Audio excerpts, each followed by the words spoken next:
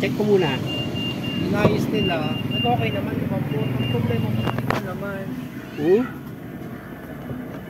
Wala eh, hindi makahila eh. Nakikipagpapuno ko bago Wala. Grabe. Oh, hindi normal yan eh. Nagpapambuno eh. Ano, pina-PMS mo? Opo, kasi 10,000 kasama kasi siya sa ano. Then nung nabuksan niya, pinagpalit nila yung gulong na may tagas yung rubber caliper daw po. And gusto niya pabuo na buo palit. Sabi ko, may second option kasi bago naman yung unit. Sabi niya, repair kit.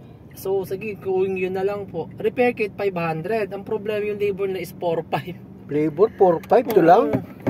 Pinalitan lang yung dalawang ano.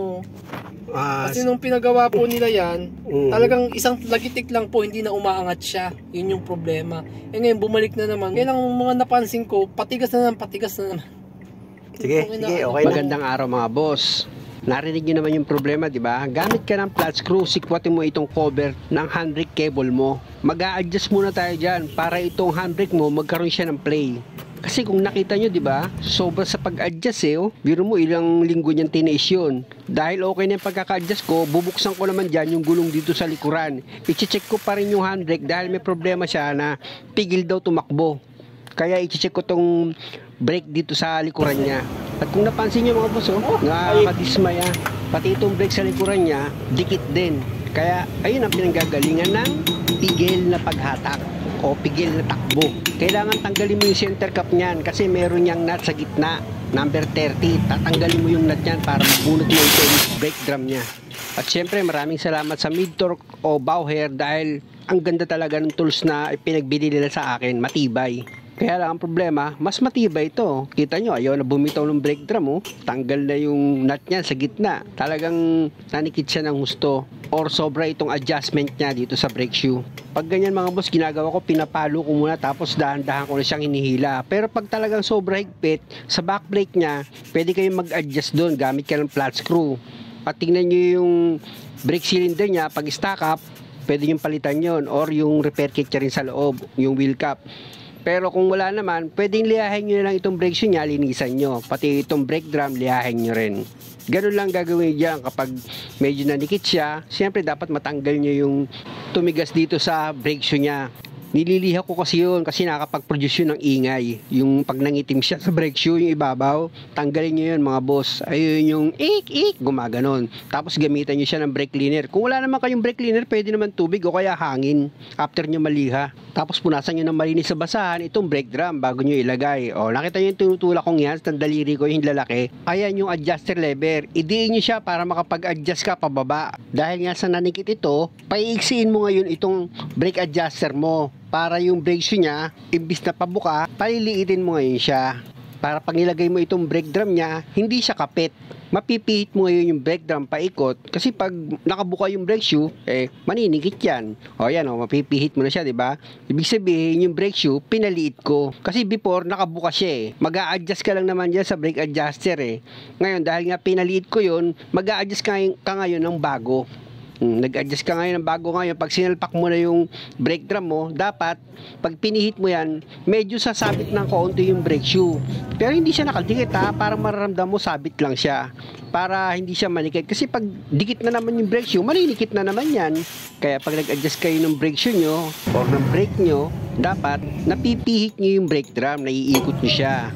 Para sigurado kayo na hindi siya magkakaroon ng paninikit. At dahil okay na, pag nailagay mo na yung gulong, lilipat naman tayo sa kabila. Siyempre dapat parehas mo check upin. Pag gagawa ka ng handbrake o kaya mag-check ka ng preno, parehas mo silang bubuksan.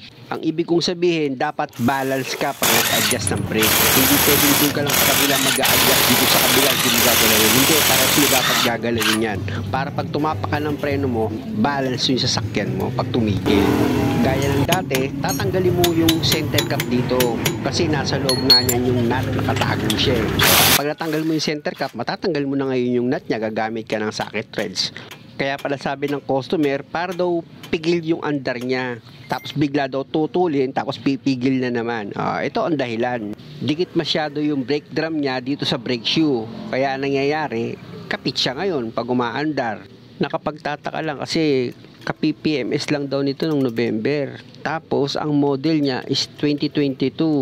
Tapos ang tinakbo is 12,000 pa lang mahigit. Umabot pa ng 11,000 yung binayaran niya dahil narinig niyo naman sinabi ng customer, di ba? Dahil may nakita pa daw ibang sira, kaya meron pang siningil sa kanya na 4,500 na additional. Kaya umabot daw ng 11K yung binayaran niya sa PMS. Pagdating naman dun mga boss sa mga ganung bayaran, wala naman akong tutol kasi ayun ang talent fee niya eh. Wala naman akong magagawa eh. Kaya lang nasusulat.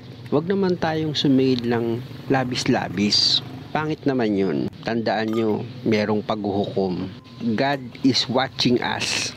Hindi ko na masyadong itinuro sa inyo dito sa kabila mga boss kasi kung paano nyo ginawa yung kabila, i-apply nyo lang din dito. Ang pinaka-the best niyan, pag nag-adjust kayo ng brake dito sa brake shoe nyo, o sa brake adjuster, kung pumihit kayo ng 10 pihit doon o kaya 5 pihit, ganun din dito. Pero pagdating dito, pumihit ka ng 5 ron, pumihit ka ng 5 rito. Pagdating dito yung 5 medyo sumikip siya. Di gawin mong 3, kaya 4. Ganun lang. Kukuha ka din minsan ng logic. Siyempre, alam mo hindi ka kasya, ba't mo ipipilit? 'Di ba? Kumbaga sa yung sentido common mo, gagamitin mo na dyan. Kung 5, di ba?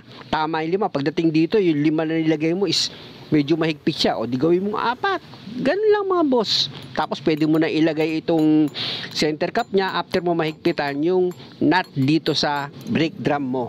Alam niyo mga boss, yung kaalaman ng isang tao, nagiging mahalaga lang yan kapag ginagamit mo siya sa mabuti.